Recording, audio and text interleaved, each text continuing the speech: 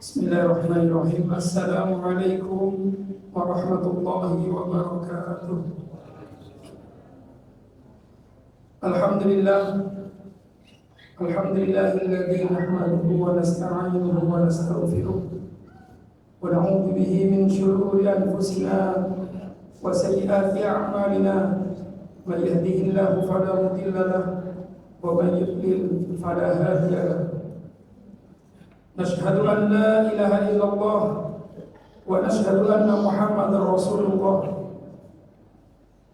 قال الله تبارك وتعالى في كتابه الكريم: أعوذ بالله من الشيطان الرجيم. بسم الله الرحمن الرحيم. ولقد بعثنا في كل أمة رسولا أن يعبدوا الله واجتنبوا الطاغوت. وقال أيضا: يا أيها الذين آمنوا اتقوا الله حق تقاته ولا تموتن إلا وأنتم مسلمون. وقال رسول الله صلى الله عليه وسلم: اتق الله حيثما كنت وأتبع السيئة الحسنة تمحها وخالق الناس بخلق حسن. Ikhwatal iman, ma'azani Allah wa iyyakum ajma'in. Para jemaah, para bapak dan ibu yang dirahmati oleh Allah Subhanahu wa taala, kita bersyukur kepada Allah atas segala nikmatnya, dan nikmat yang paling kita syukuri adalah nikmat iman dan juga nikmat Islam.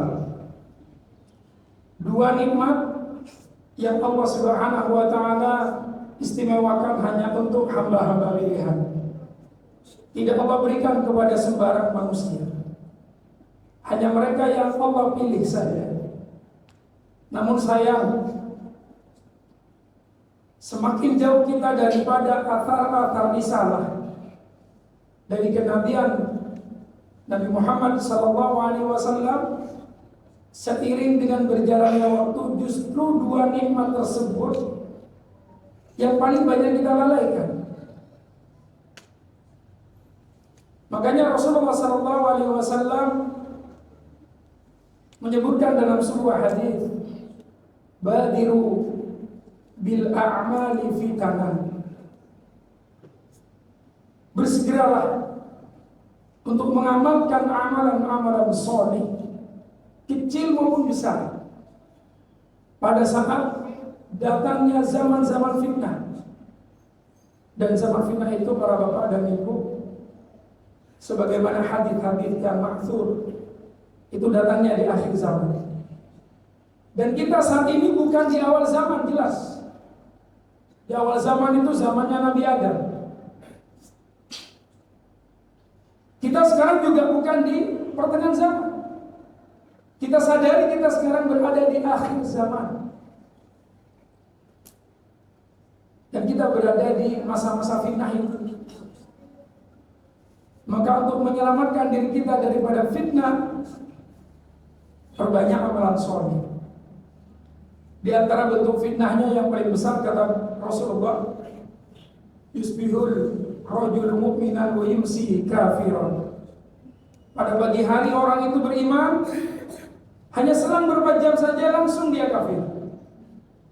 Sebabnya adalah banyak, tapi sebab terbesarnya yabi'u dinahu bi'aradin minad dunya. Orang-orang di akhir zaman itu banyak yang menjual agamanya hanya dengan serpihan-serpihan dunia. Ini penyebabnya, para jemaah. Kenapa banyak hadis yang mengatakan manusia di akhir zaman banyak melepas dari agamanya? Imannya banyak terlepas, bahkan tanpa sadar. Sebabnya yang paling mendasar adalah karena dunianya itu mampu membeli akhiratnya, atau akhiratnya itu digadaikan hanya dengan serpihan dunia, yang semestinya akhirat dengan dunia ini tidak bisa kita sandingkan. Karena setinggi-tingginya dunia tidak akan bisa pernah melampaui ataupun menyaingi daripada kemuliaan akhirat. Ada yang dimulakan oleh Allah Subhanahu wa taala. Kalau kita perhatikan para bapak dan sekarang, dalam rangka untuk menjaga dunianya, orang itu sampai menyewa satpam, penjaga, dia keluarkan uang hanya untuk menjaga asetnya. Terkurangi waktu tidurnya. Ada yang rela bahkan tidak tidur kecuali hanya sedikit saja. Jam 2 sudah bangun. Yang mau tidur lagi nanti jam 10, jam 11. Itu pun tidak bisa langsung tidur. Baru sampai ke rumah, dia hitung-hitung uang hasil dalam satu hari. Dia tidur hanya jam 11, bahkan jam 12, nanti jam 2 bangun lagi. Seperti itu tiap hari. Tidak sedikit dari mereka yang tidak bertemu dengan keluarganya, tidak pernah ngobrol dengan anaknya, tidak pernah duduk dengan istrinya, tidak pernah ada waktu untuk keluarganya, tidak ada waktu setelah rahim kepada orang tuanya, kepada kerabat-kerabatnya, tidak ada. Karena sibuknya untuk mempertahankan dunia. Ini dalam rangka untuk dunia seperti itu. Tapi akhirat, banyak orang yang tidak mau menjaganya. Jadi pantas kalau akhirat itu di akhir zaman banyak terlepas. Apa yang bisa menjaga akhirat kita? Ilmu. Kemudian sekarang kita lihat berapa yang hadir di kajian ilmu. Kemudian kita lihat yang hadir di kajian ilmu itu dari usia berapa ke berapa. Kemana anak-anak muda? Kenapa yang hadir itu orang-orang tua saja? Bukankah yang paling banyak terlepas agama itu terjadi pada masa muda? Masa dimana semuanya itu serba kuat, serba baik, tapi kalau tidak diimbangi dengan kekuatan ruhiyah, itu bisa hilang. Tidak ada. Bandingkan acara pengajian dengan nonton bareng Piala Dunia. Bandingkan acara pengajian dengan nonton bareng acara-acara lain. Coba bandingkan pada 17 Agustus kemarin. Kan banyak itu acara-acara, siang, pagi, malam, itu semuanya full selama 1 bulan Agustus. Di pagi ada JJS, ada karnaval, sore harinya mungkin juga ada, malam harinya dilanjutkan dengan acara yang lain. Lihat yang hadir, banyak. Tapi pengajian setengah jam, yang hadir sedikit. Ya termasuk di masjid kita ini. Yang kita bersenudon, mungkin saudara-saudara kita yang tidak hadir sekarang ini, satu karena mempunyai kesibukan, yang kedua mungkin ikut pengajian di tempat yang lain, tidak tahu. Tapi seperti itulah fenomena yang terjadi. Dalam rangka untuk menjaga akhirat, menjaga iman, itu sangat sedikit keantusiasan manusia sekarang. Tapi dalam rangka menjaga dunia luar biasa. Padahal dunia itu bukan cerminan seseorang itu mulia di hadapan Allah. Sekalipun seakan-akan dunia ini adalah simbol kemuliaan. Kenapa dunia dicari-cari? Karena banyak orang merasa ketika dunianya itu ada, dunianya itu banyak, dia akan dihormati oleh orang. Betul. Tapi yang menghormati itu adalah ahli dunia. Ahli akhirat tidak akan menghormati orang yang hanya banyak uangnya, tidak. Ahli dunia yang menghormati, budak-budak dunia yang akan menghormati orang yang banyak uangnya saja. Tapi uangnya tidak pernah berguna untuk akhirat. Apa buktinya para jamaah, para hadirin? Rasulullah SAW bersabda dalam sebuah hadis, Inna Allaha yu'tid dunya liman yuhib wa man la yuhib. Sesungguhnya Allah Subhanahu wa taala kalau dalam urusan dunia, Allah berikan itu dunia kepada orang yang Allah cintai.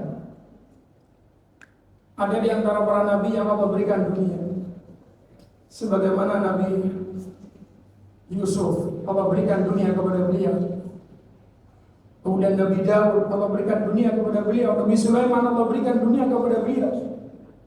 Kemudian orang-orang soleh di zaman Nabi Muhammad, Kita kenal dengan Abdurrahman bin Auf. Utsman bin Affan adalah sahabat-sahabat soleh yang Allah berikan dunia kepada mereka. Tetapi dunia juga Allah berikan kepada orang yang tidak dicintai oleh Allah, bahkan termasuk orang yang Allah laknat. Allah berikan dunia kepada mereka, kepada Firaun, kepada Qarun. Allah berikan dunia kepada mereka. Bahkan kalau kita bandingkan para jemaah antara hamba Allah yang soleh dengan hamba Allah yang tidak soleh, dunia itu lebih Allah berikan kepada hamba yang tidak soleh. Makanya jangan iri kepada dunia. Kalau kita sadar hakikat dunia, kita tidak boleh iri kepada orang yang hanya Allah berikan dunia saja, tapi Allah tidak berikan hikmah. Hanya Allah berikan kepada dia kaya, tapi kekayaannya tidak bisa menjadikan dia baik, dermawan dan sebagainya. Jangan iri kepada orang seperti itu. Itu bukan simbol kemuliaan. Wala yu'til imana illa man yuhib. Tetapi kalau urusan iman para jemaah, urusan Islam, kebaikan-kebaikan amal soleh, akhlak yang baik, Allah tidak akan berikan kecuali kepada hambanya yang Allah cintai. Makanya para ulama itu mengatakan dunia itu kayak lalat. Lalat itu para jemaah, kalau kita lihat, kepada yang manis seperti kopi dia hinggap dunia. Kepada yang kecut dia juga hinggap. Yang pahit dia juga hinggap. Bahkan kepada yang busuk, makanan-makanan basi itulah lalat paling banyak hinggap. Seperti itu dunia. Makanya Allah Subhanahu wa taala sampai memaktubkan dalam sebuah ayat di dalam Al-Qur'an, di dalam surah Al-Fajr, tentang orang-orang yang Allah katakan orang-orang ini gak ngerti tentang hakikat dunia. Fa'ammal insan, kebanyakan manusia, idza mabtalahu rabbuh, ketika Allah menguji mereka, fa'akramahu wa na'amah, ujiannya bentuknya Allah muliakan dia dengan hartanya. Allah jadikan hartanya melimpah. Allah mudahkan dia dalam mencari harta. Allah lancarkan bisnisnya. Kemudian dia mengatakan, fayaqulu rabbi akraman, Allah telah memuliakanku. Pandangan mereka seperti itu. Wa amma idza mabtala faqadara alaihi rizqah. Tapi ketika Allah satu ketika menguji mereka dengan diseretkan sedikit hartanya, bisnisnya tidak dilancarkan sedikit, mereka mengatakan fayaqulu rabbi ahana, Allah telah menghinakan. Makanya Allah katakan setelah ayat ini, kalla, salah. Pandangan seperti itu salah. Statement seperti itu salah. Mindset seperti itu salah. Tidak benar orang mulia itu karena kaya. Tidak benar orang hina itu karena tidak kaya. Itu tidak benar kata Allah. Mindset yang harus kita hapus jauh-jauh dari pikiran kita para jemaah. Iman azan ya Allah wa iyyakum ajmain. Kalau simbol kemuliaan itu adalah karena kaya, maka tentunya Qarun itu adalah orang yang paling mulia. Allah yang mengatakan, wa atainahu minal kunuz ma inna mafatihahu latanu bil usbati ulul quwwah. Kami berikan kepada Qarun kekayaan yang luar biasa, sampai kunci gudang kekayaannya harus dipikul oleh orang yang kuat-kuat. Tidak ada orang yang punya gudang sebagaimana gudangnya Qarun para jemaah. Sekarang ini banyak orang buat gudang, tapi isinya bukan untuk nyimpan harta. Isinya dibuat dapur MBG. Sekarang ya, di warung itu banyak gudang-gudang nganggur. Sekarang sudah gak nganggur lagi sejak ada MBG. Kan dapurnya harus. Tapi kalau gudangnya Qarun para jemaah, isinya itu emas, isinya perak, berlian. Kalau simbol kemuliaan itu adalah kaya, maka Qarun itu yang paling mulia, Fir'aun yang paling mulia, Haman paling mulia. Tapi tidak, para jemaah. Ternyata kemuliaan itu bukan ukur dari itu. Inna akramakum indallahi atqakum. Sesungguhnya yang paling mulia itu orang yang bertakwa. Kita lihat kehidupan orang yang paling mulia di dunia ini, Rasulullah. Diriwayatkan dalam sebuah hadis, ada seorang sahabat mengatakan, kana yamurru bi ali Rasulillahi hilalun thumma hilalun la yuqadu fihi fi buyutihim syai'un minan nar. Pernah berlalu beberapa bulan para jemaah, sekitar 2 bulan atau 3 bulan. Intinya berlalu setiap bulan ganti bulan. La yuqadu fi buyutihim syai'un. Tapi kompornya di rumahnya beliau, di salah satu ataupun seluruh daripada istri-istri beliau itu kompornya gak nyala. Li khubzin aw li tabikhin, baik untuk memanggang roti atau menanam nasi, gandum dan sebagainya, itu gak pernah nyala. Gak ada yang dimakan. Bukankah kita mendapatkan dalam sebuah hadis, Rasulullah itu puasa sunnah bukan karena niat berpuasa sunnah, tapi karena ketika beliau pulang dari masjid, beliau tidak makan apa-apa semenjak subuh. Sampai ke rumahnya beliau bertanya kepada istrinya, hal min syai', adakah sesuatu yang bisa dimakan pagi ini? Istrinya beliau mengatakan tidak ada. Maka beliau mengatakan, idzan ana asum. Kalau seperti itu saya akan puasa. Puasanya Nabi diantaranya bukan karena niat sebelumnya, tapi puasanya Nabi karena tidak ada yang dimakan. Ini Nabi orang termulia. Tapi lihat kehidupan jauh daripada kata Allah. Karena itulah para jemaah yang dimuliakan oleh Allah Subhanahu wa taala, Allah itu sengaja memang menjaga keluarga Nabi untuk menjadi keluarga yang bahagia itu memang dijauhkan daripada harta. Ya. Dijauhkan daripada harta. Sampai satu ketika para istri-istri Nabi ini meminta kepada Nabi tambahan belanja. Jadi menurut Nabi ini belanjanya sudah cukup sebenarnya. Tapi mungkin karena namanya perempuan minta tambahan belanja, dan itu kompak seluruhnya minta tambahan belanja. Maka Allah langsung menurunkan ayat, ya, di dalam surat Al-Ahzab ayat 28. Langsung Allah turunkan ayat ini khusus untuk istrinya Nabi seluruhnya. Ya ayyuhan Nabi, wahai Nabi, kata Allah, kulli azwajika, katakan kepada seluruh istrimu, in kunna turidal hayatad dunya fata'alain, jika kalian memilih kehidupan dunia maka kesini, kata Nabi. Allah ajarkan Nabi itu untuk memanggil istrinya. Umatti'kunna wa usarrihkunna sarahan jamila. Aku akan ceraikan kalian. Seluruhnya dipanggil satu persatu. Aisyah dipanggil, yang lain juga dipanggil. Kalau minta tambahan lagi dari dunia akan kita ceraikan, kata Rasulullah. Karena ini Allah yang nyuruh. Ya, Allah yang nyuruh. Berarti kalau Allah yang nyuruh, menurut Allah ini sudah pas. Ya. Kalau sampean jangan, Pak. Takut belum pas memang. Takut memang belanja di dapur itu kurang gitu. Sampean merasa selama ini sudah banyak, tapi tuntutan sampean banyak juga kepada istri. Jadi kalau istri hanya masak pecel misalkan, sampean nggak mau makan, maunya tetap guling. Sedangkan sampean tiap harinya hanya ngasih sekedarnya beli tahu. Ini kan zalim juga.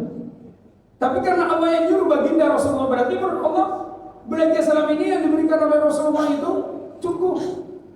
Apalagi kalau dibandingkan dengan istri-istri kita sekarang, sudah sangat sederhana istrinya Nabi.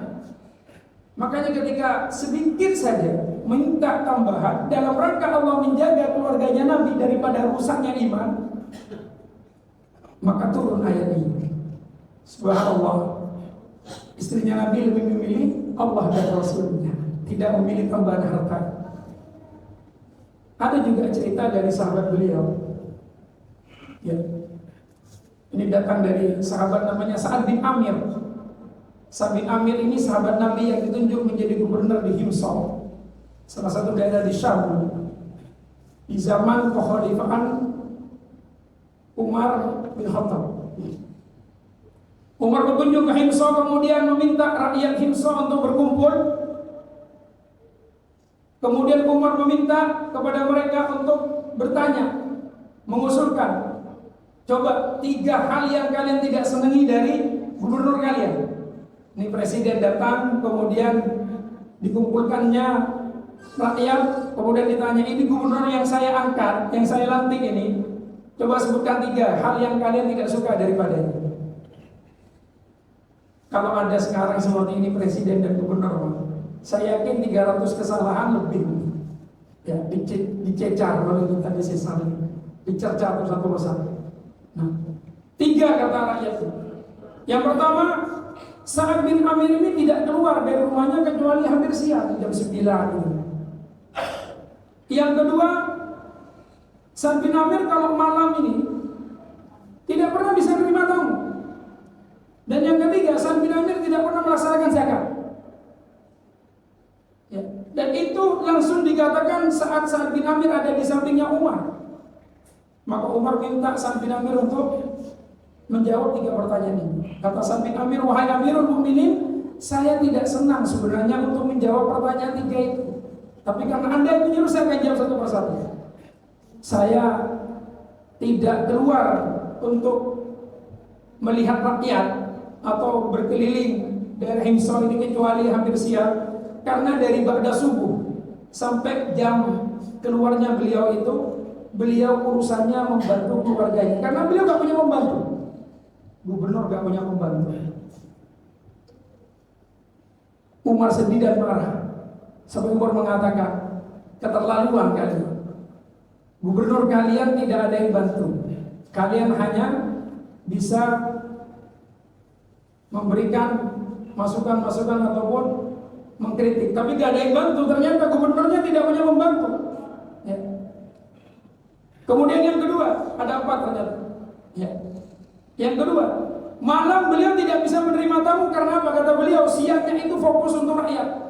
Jadi beliau sekalinya keluar, para jemaah tidak balik lagi sampai Isya. Sekalinya keluar tidak balik ke rumahnya, keliling tiap hari sampai Isya. Nah, setelah Isya itu beliau gunakan untuk Allah, untuk bermunajat kepada Allah. Sehingga kata beliau, siang saya gunakan untuk rakyat, malam saya gunakan untuk Tuhanku. Makanya saya tidak bisa menerima tamu di malam, karena itu waktu untuk Tuhan. Kemudian yang ketiga, pertanyaannya tadi lupa. Setiap sebulan, 2 hari dalam setiap bulan itu tidak keluar. Ada saja 2 hari setiap bulan tidak keluar. Kata beliau, itu sebabnya adalah karena beliau itu punya baju dinas hanya 1. Hanya 1 baju dinasnya. Sehingga di hari itu beliau cuci, beliau jahit baju dinas yang agak robeknya itu beliau jahit. Sehingga dalam 1 hari atau 2 hari itu beliau tidak keluar dalam rangka untuk mencuci bajunya. Tidak punya baju dinas lain. Ya, luar biasa. Kalau pemimpin sekarang baju dinasnya berapa? Bukan. Ya. Dan yang terakhir ini yang buat Umar menangis betul itu. Kenapa engkau tidak pernah zakat? Ternyata beliau termasuk dari daftar orang-orang yang berhak menerima zakat. Miskin. Maka Umar bertanya, kamu kan dapat gaji? Kata beliau, semenjak beliau diangkat sampai sekarang ini, beliau belum pernah ngambil gaji karena engkau wahai Amirul Mukminin belum pernah menetapkan gaji saya berapa. Umar lupa beraja. Jadi hanya melantik tapi lupa gajinya berapa. Karena lupa, beliau tidak berani ngambil. Mau tepatkan kita, mau sudah dilantik menjadi gubernur, tidak ditentukan sendiri. Ini tidak. Maka Umar balik ke Madinah, kemudian tiba-tiba setelah beberapa hari utusan dari Amirul Mukminin datang ke beliau ke pintu.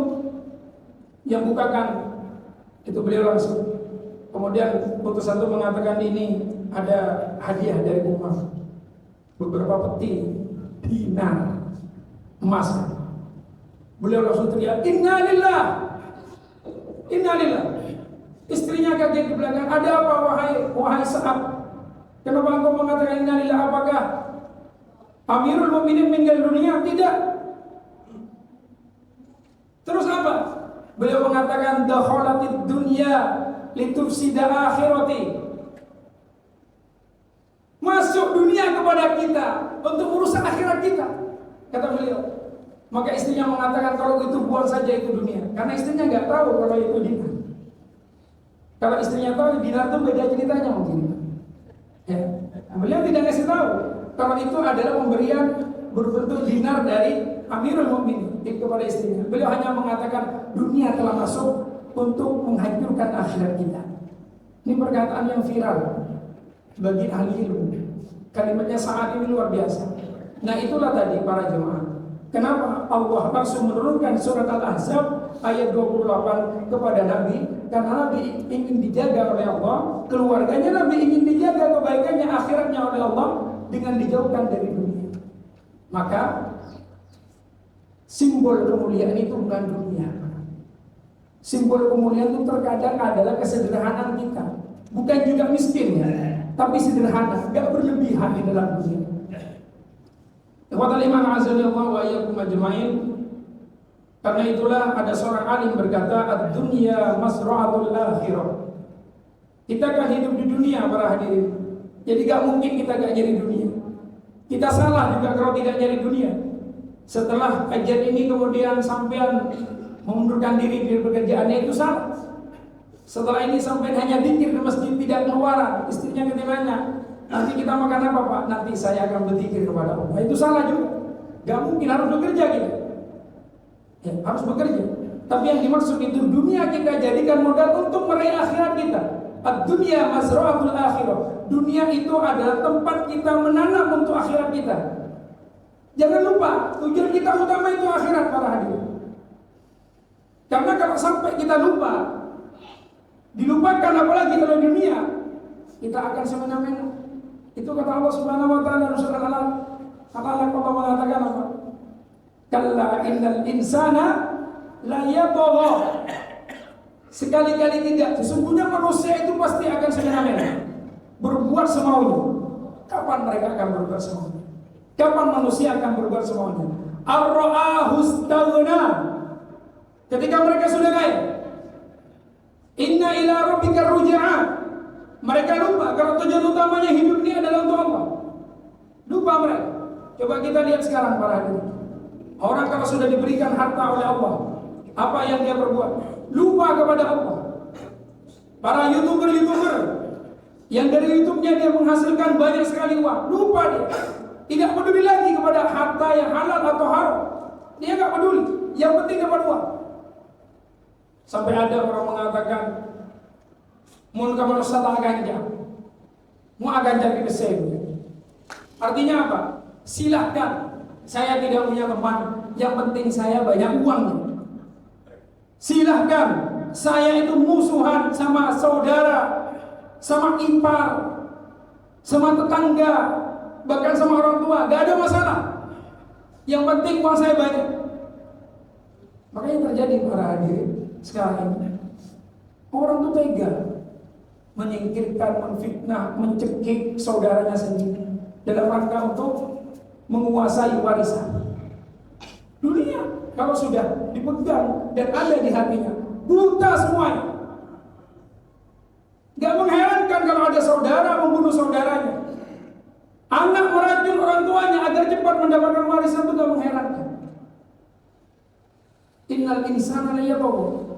Allah yang mengatakan sesungguhnya pakai takkid di sini. Manusia itu akan semena-mena kalau sudah dia kaya. Hadirin dimuliakan oleh Allah Subhanahu wa taala. Karena itulah kata Imam Hasan Al-Basri. Ada yang mengatakan ini Ibnu Abbas yang mengatakan. Ada yang mengatakan Hasan Al-Basri. Allah a'lam. Dua-duanya ini apa beliau dua-duanya mengatakan yang senada atau bagaimana? Beliau mengatakan demikian. juallah duniamu bi akhiratika, untuk mendapatkan akhirat. Jual dunia kita untuk mendapatkan akhirat. Wala tabi' akhirataka lidunyaka. Jangan sebaliknya, menjual akhirat untuk mendapatkan dunia. Ini yang salah. Bi' dunyaka li akhiratika. Jual duniamu untuk mendapatkan akhiratmu. Tarobbahuma. Keduanya kalian akan mendapatkan, kata Allah. Kata Rasulullah, kata Ibnu Abbas, orang yang menjual dunianya untuk akhirat, Allah akan berikan dunia, apalagi akhiratnya. Tapi kalau orang menjual akhirat untuk dunia, Allah akan berikan dunia saja kepadanya, akhirat tidak akan diberikan kepadanya. Kemudian dimuliakan oleh Allah Subhanahu wa Ta'ala, kita telah mendapatkan kisah-kisah orang yang menjual dunianya untuk akhirat. Ya. Tidak sedikit para sahabat yang kita dapatkan cerita, mereka menjual jiwanya untuk Allah Subhanahu wa Ta'ala untuk mendapatkan surga. Allah Subhanahu wa Ta'ala berfirman di dalam surat yang mungkin sebagian kita sudah hafal, yaitu tepatnya pada surat At-Taubah ayat 111. Allah berfirman, innallaha ashtara minal mu'minina anfusahum wa amwalahum bi anna lahumul jannah. Sesungguhnya Allah Subhanahu wa Ta'ala membeli dari orang-orang yang beriman jiwa mereka, harta mereka. Allah tukar dengan mereka itu surga. Ini perniagaan yang luar biasa, berarti. Dalam ayat yang lain Allah Subhanahu wa Ta'ala berfirman, hal adullukum ala tijaratin tunjikum min adzabin alim. Apakah kalian mau aku beritahukan, kata Allah, perniagaan yang bisa menyelamatkan kalian daripada azab Allah?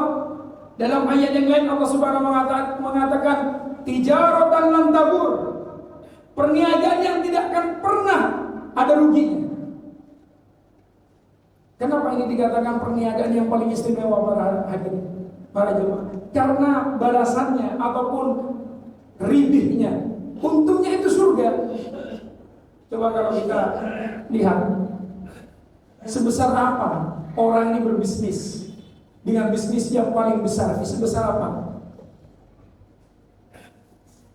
Kalau dia bisnis dengan si fulan, dia akan mendapatkan harta triliunan. Besar, iya besar, tapi tetap harta, tetap hina harta itu, akan habis. Sifat dunia itu ada 4, para hadirin. Kata para ulama, sifat dunia ada 4. Mau harta itu besar, mau harta itu banyak, apalagi sedikit, itu 4 saja sifatnya, tidak lebih dari 4 dan tidak keluar dari 4 itu. Dan 4-4-nya hina semua. Satu, sifatnya harta itu qalil, sedikit kalau dibandingkan dengan akhirat. Yang mengatakan ini Allah, wa ma mata'ul hayatid dunya minal akhirati illa qalil. Dan tidaklah dunia itu sebesar apapun dunia itu, kalau disandingkan dengan akhirat, kecil, sedikit dunia ini. Ya, sedikit dunia. Kenapa sedikit dunia ini? Dunia ini tidak bisa membeli surga, tidak bisa membeli surga. Rasul kan mengatakan la yudkhilu ahadun nafsahu al-jannata. Tidak sekali-kali seorang itu bisa memasukkan dirinya ke surga kecuali rahmatnya Allah. Uang yang banyak tidak bisa menyembuh Allah. Buktinya Allah mengatakan, innal ladzina kafaru wa matu wa hum kufar lam yuqbala min ahadihim mil'ul ardi dhahaban walau iftada bih. Itu akhir daripada juz 3. Orang kafir mati dalam keadaan kafir, tapi punya uang yang banyak, kemudian dia ingin menebus dirinya dengan uang itu, kata Allah, tidak akan pernah diterima sebagai tebusan. Hartanya sekalipun setinggi gunung dan itu bentuknya emas, tidak akan diterima. Allah tidak menerima, tidak akan bisa membeli surga. Ini tandanya dunia kecil, sedikit sifat dunia. Yang kedua, sifat dunia itu adalah tidak sempurna. Dunia gak ada yang sempurna, semuanya, termasuk istri kita, berarti itu gak sempurna. Secantik-cantiknya istri kita itu, Pasti ketika buang air besar kan bau. Ya. Kalau lagi Ramadan, dia puasa, bau mulutnya tidak akan harum, bau tetap. Ketika buang angin tetap bau. Secantik-cantiknya manusia, sebagus-bagusnya rumah, pasti ada yang rusak. Entah gentengnya, entah tehelnya. Kita kan tahu beberapa tahun yang lalu kan yang paling viral itu lantai kan pakai granit. Pakai granit. Sehingga banyak orang yang menggunakan granit di rumahnya. Tapi apa yang terjadi? Kelemahan terlihat setelah beberapa tahun daripada granit, mental. Hanya orang berubah lagi ke tehel yang biasa, bukan granit, karena mental. Dunia, gak ada yang sempurna dunia. Yang sempurna itu hanya akhirat. Yang ketiga, sifat dunia itu adalah cepat rusak. Suratul fasad, cepat rusak dunia. Bahkan Allah mengatakan, kamathalin anzalnahu minas sama'i ma'an fakhtalata bihi nabatul ardi fa asbaha hashiman tadruhu riyah. Kata Allah, dunia itu kata Allah sama sebagaimana Allah menurunkan air dari langit, kemudian air tersebut menumbuhkan tumbuhan, kemudian tumbuhan itu langsung cepat kering, diterpa oleh angin. Kita ada dulu, kita lanjutkan setelah ini.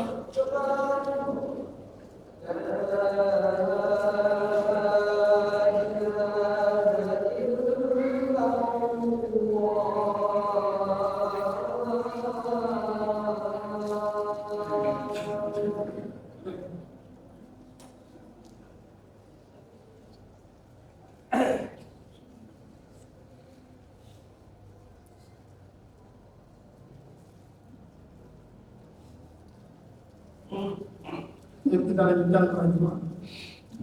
Yang keempat, sifat dunia itu dia tidak akan abadi. Kullu man 'alaiha fan wa yabqa wajhu rabbika dzul jalali wal ikram. Semua yang ada di dunia ini kata Allah Subhanahu wa taala itu tidak akan abadi. Rusak. Apalagi tadi sifat yang ketiga, cepat rusak. pastinya rusak. Sekalipun lama rusaknya, rumah sebagus apapun pada akhirnya rusak dengan berlalunya zaman dan waktu. Kita sama. Kita ini contohnya apa lagi? Kalau masih muda kita kan ganteng. Sampai-sampean yang umurnya 60 sekarang masih umur 23, masih umur 20, masih energik dan sebagainya. Kan ganteng sama. Tapi lama-lama apakah orang tambah ganteng? Tidak. Dia keriput dan sebagainya. Terlihat menua dari kantung, ya, matanya, dari bibirnya, dari tangannya, sudah tidak bisa. Baju kita yang bagus itu hanya ketika beli. Ketika sudah pakai 1 tahun itu rusak, itu dunia seperti itu. Maka hal-hal yang seperti itu, kalau kita hanya mencari dunia untuk dunia saja, ini yang rugi. Kita cari dunia tapi untuk akhirat. Itu yang dimaksud dengan menjual dunia untuk mendapatkan akhirat. Ya. Terkadang ada di antara kita para jemaah mengatakan, cek rasa kedua, maka ibadah pasti imbang. Kan seperti itu. Dunia itu harus imbang dengan akhirat. Apa dalilnya? Dalilnya ada, kata mereka. Rabbana atina fid dunya hasanah wa fil akhirati hasanah wa qina adzabannar. Kata mereka, dalil ini menunjukkan bahwasanya kita hidup di dunia itu harus imbang antara dunia dan akhirat imbang. Jangan terlalu sibuk dengan akhirat saja, sholat terus, ya harus imbang. Tapi kenyataannya bagaimana para jemaah? Kita ini gak imbang sebenarnya. Coba kita nyari dunia berapa jam dalam 1 hari? Apakah setengah jam? Tidak, gak ada orang nyari dunia setengah jam. Orang kerja, gak ada setengah jam. Sulit orang kerja setengah jam. Orang kerja di kantoran 1 hari full. Ya, makanya kalau ada libur langsung mereka senangnya luar biasa. Itu kan dunia, mutlak itu dunia semua. Sekarang kita lihat yang mutlak akhirat, pengajian. Berapa jam pengajian? 45 menit. Tapi 45 menit ini dari tadi sampai lihat di jam terus. Karena panik ini. Ya. Hari Jumat dari pagi itu kerja kita itu kerja. Akhirnya kapan? Jumatan untuk mendapatkan ilmu. Tapi lihat, kita datang di Jumatan kapan? Ketika hampir iqomah. Atau nunggu di jalan sana, belum iqomah, nanya teman, belum masuk, aja kita iqomah. Mari kita iqomah masuk. Ada yang masuk hanya untuk menikmati dinginnya AC, biar kenyang tidurnya, karena nggak bisa tidur di kantornya tadi. Kemudian kita mengatakan kita hidup di dunia ini harus imbang akhirat dengan dunia. Gak imbang, para kita ini gak imbang, kita itu lebih kepada dunia. Kalau kita berdalil dengan dalil yang tadi, Rabbana atina fid dunya hasanah wa fil akhirati hasanah. Kemudian kita mengatakan hidup di dunia ini harus imbang, dunia akhirnya 50-50, itu salah. Coba perhatikan. Ayat ini perhatikan. Apakah lebih kepada dunia atau akhirat? Ayat ini ada 3 maknanya. Pertama, atina fid dunya hasanah. Meminta kepada Allah kebaikan dunia. Yang kedua, wa fil akhirati hasanah, meminta kebaikan akhirat. Yang ketiga, wa qina adzabannar.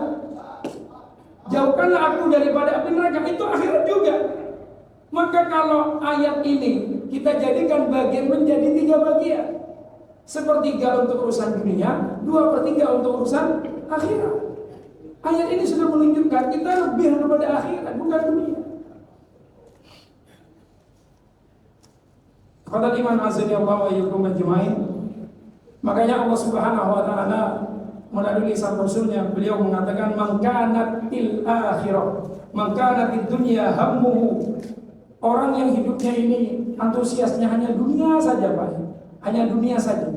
Saya nggak mengatakan nggak kerja, tapi dia hanya dunia. Dari mulai dia kecil sampai besar itu dunia terus. Ketika ditanya sekolah kamu itu apa? Itu dunia. Nanti kalau sudah lulus SD, SMP, SMA kuliah. Kalau sudah kuliah dapat kerja saya. Kalau sudah dapat kerja, saya nikah. Kalau sudah nikah, punya anak. Iya, hidup kaya raya, mati masuk surga. Dunia saja di orang.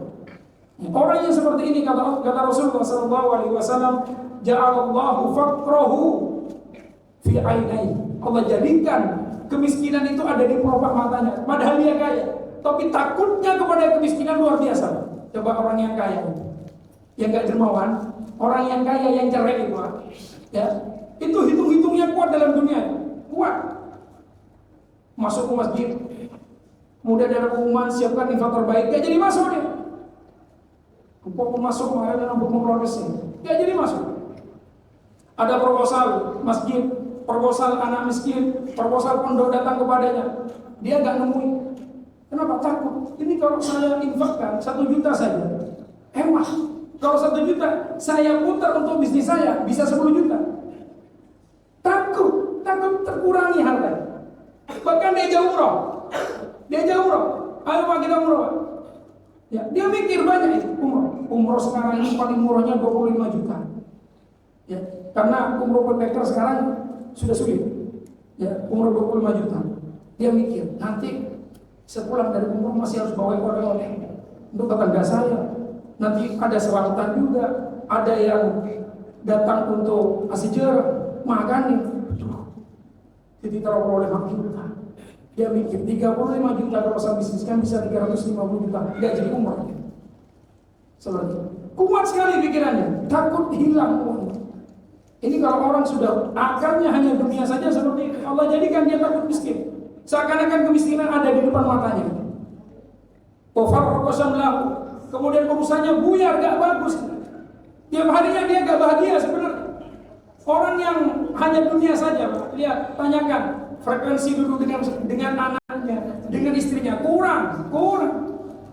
Ya, sibuk masing-masing. Apalagi istrinya kerja, fokusnya dunia. Suaminya kerja, fokusnya dunia. Tanya keharmonisan rumah tangganya, kurang. Gak pernah duduk bareng, hanya SMS. Makanya banyak selingkuh. Ketika ditanya kenapa selingkuh, saya gak mendapatkan kebahagiaan dengan suami saya. Saya tidak mendapatkan kebahagiaan dari istri saya. Bagaimana bahagia? Dua-duanya itu nyari dunia terus. Yang terkorbankan anak. Wala yatid dunya ilaihi illa bimiqdariha. Sekalipun dia sibuk kepada dunia, tetap dunia yang datang kepadanya itu yang telah Allah tentukan, tidak akan lebih daripada yang Allah tentukan. Tidak akan pas orang itu ketika nyari dunia, pas dia menguasai dunia ini, tidak. Tetap dia itu akan kekurangan. Tetapi orang yang mementingkan akhirat dengan dunianya, kata Allah Subhanahu wa taala, kata Rasulullah sallallahu alaihi wasallam, ja'alallahu ghinahu fi qalbi, Allah jadikan dia kaya dalam hatinya. Sekalipun dia tidak terlalu kaya. Ketika datang bapak infak, dia infak. Kaya kan? Orang infak ini kan kaya. Ketika datang tangganya minta bantuan, dia bantu sekalipun tidak bisa mencukupi semua keperluan. Tapi paling tidak dia meringankan. Kaya dia. Wa jama'a syamlahu, kemudian Allah jadikan perusahaannya itu baik. Ya, terkadang kita harus bersyukur para hadirin para jemaah. Ketika kita ini punya bisnis yang gak terlalu banyak, bersyukur. Apa? Bisnis kita yang gak terlalu banyak itu kan cukup untuk memberikan kita makan dengan istri. Justru karena bisnis kita gak terlalu banyak itu, kita itu waktunya untuk istri itu ada, untuk anak itu aja ada. Terkadang orang itu Pak, saking sibuknya, anaknya ditaruh di pesantren, 5 tahun gak pernah dikunjungi. Tapi kalau kiriman, hancur. Laporan keuangan, anak ini paling banyak. Berapa uangnya? 2 juta. Ya, padahal 1 bulan itu cuma butuh 200 ribu. Tapi 2 juta dia kirim ke Ustaz. Ketika Ustaznya laporan, Pak mohon maaf, ini anak sampean kita melaporkan. Apa Ustaz kurang lagi uangnya, saya kirim lagi. Hanya uang terus. Padahal Ustaznya meminta bapak itu datang ke pondok. Kenapa? Anaknya butuh. Ustaznya butuh. Saya gak ada waktu Ustaz, maaf. Saya ada waktunya jam 12 malam. Dia gak mungkin kita akan ke 12 bapak nanti. Adanya waktu jam 12 malam. Dari jam subuh sampai ke jam 11 itu dia sibuk dengan dunianya. Maaf Pak Ustaz, sekarang saya ada di Singapura. Maaf Ustaz, sekarang ada di Malaysia, sekarang ada di Jakarta, ada di Medan dan sebagainya. Anaknya 5 tahun gak pernah dikunjungi. Gak ada waktu untuk anak. Karena kalau ditanya kenapa bapak kerja seperti itu, untuk anak kan. Tapi anaknya gak pernah dikunjungi. Kunjungin anak kan gak 1 hari para jemaah. 1 jam cukup. Ini kalau orang Allah sudah jadikan sibuk dengan dunia. Makanya para hadirin, jangan minta sibuk dengan dunia. Ya, kalau kita punya bisnis, yang bisnis ini cukup untuk kita makan, kita agak ngutang, kita bisa infak. Justru sebaliknya kita ini bisa ada waktu untuk keluarga. Ini syukuri, luar biasa ya. Ini pemberian dari Allah Subhanahu wa taala. Ada yang dimulakan oleh Allah Subhanahu wa taala, harta kita tuh hanya 3 kata Rasulullah sallallahu alaihi wasallam. Kata Rasulullah, anak Adam banyak yang berteriak-teriak, mana hartaku, mana hartaku. Wa hal laka min malika, apa hartamu, kata Rasulullah. Mereka diam. Kemudian kata Rasulullah, harta kita tuh hanya 3. Yang pertama, kata Rasulullah sallallahu alaihi wasallam, ma akalta fa'afnaita, apa yang kamu makan kemudian kamu salurkan ke pembuangan, itu harta kita. Tapi itu tidak bisa kita harapkan. Aulabista ma'ablaita, apa yang kamu pakai kemudian sampai usang, itu harta kita. Tapi itu juga tidak bisa kita harapkan. Yang terakhir ini harta kita yang bisa kita harapkan untuk membeli akhirat kita. Apa itu ma'amfakta fa'abdaita, yaitu yang engkau jalankan di jalan Allah. Baik kita biayai untuk anak kita mondok, kita infakkan ke masjid, kita berikan ke fakir miskin, kita biayai orang-orang yang menuntut ilmu, kita santuni para janda, kita infak setiap Jumat ke kotak masjid. Itu yang akan menjadikan kita itu kekal nanti dengan harta kita. Itu kata Rasulullah SAW. Kemudian Hasan Al-Basri mengatakan, makna daripada membeli dunia kita untuk akhirat kita, kata Hasan Al-Basri, ada 4 racun. Ya, ada 4 racun dunia. Dan keempatnya ini harus kita tahu penawarnya apa. Kan kalau kita sudah tahu racun, pasti kita butuh penawar. Racun ular kita butuh penawar. Nah, dunia itu racun.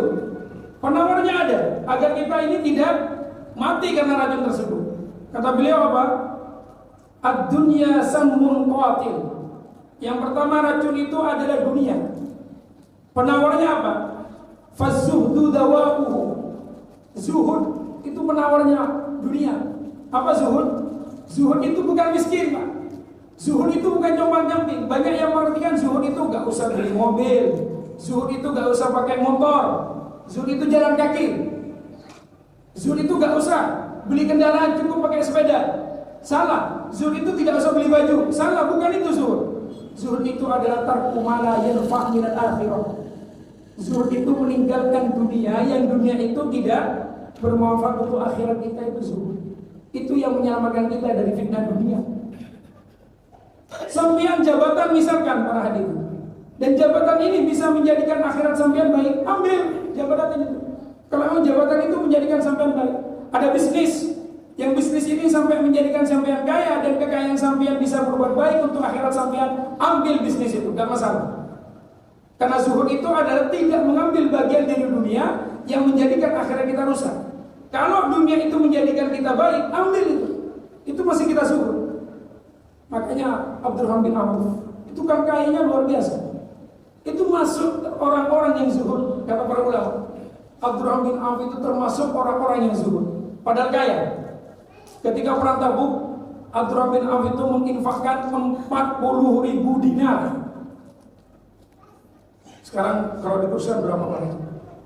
500 onta dengan seluruh isinya, 500 kuda.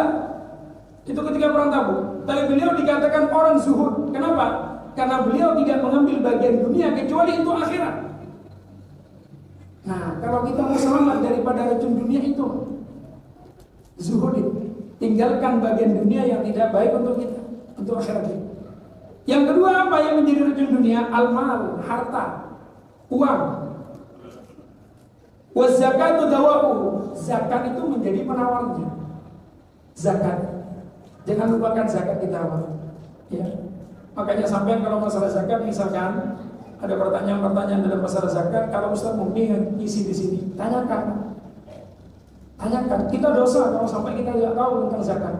Semua orang yang bekerja itu wajib tahu fikih zakat. Terutama para pedagang, wajib tahu fikih zakat, wajib. Karena zakat ini akan membersihkan harta kita. Yang ketiga, racun dunia itu adalah al-kalam. Banyak bicara. Ya. Allah berikan sebagian kepada manusia itu bicara terus, gak pernah gak bicara. bicara terus, duduk di sini bicara, kok bisa bicara. Sekarang sudah tidak bicara, dan mengeluarkan suara, tapi tetap bicara lewat apa? Komen. Ya, komen terus. Di grup WA, komen aja. Ditampilkan pengajian ini di komen, ditampilkan pengajian ini di komen. Ada studi server. Seperti itu. Makanya di Indonesia ini kalau komentator nggak pernah ketinggalan, nggak pernah kekurangan komentator. Komen aja. Ya, apa obatnya daripada komen ini? Zikrullah, wa dzikrullahi dawamu. Perbanyak zikir kepada Allah. Orang yang banyak bicara itu kalau banyak berzikir insya Allah baik. Ya. Yang terakhir al-qadha. Apa itu qadha? Yaitu kekuasaan. Ini juga termasuk racun. Kekuasaan. Makanya racun ini biar tidak mematikan kita, adil. Ya, jadi sampean yang punya jabatan, jadikan jabatan sampean itu adil.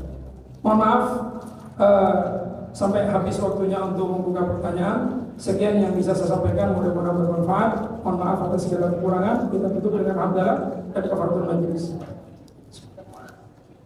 Wassalamualaikum warahmatullahi wabarakatuh.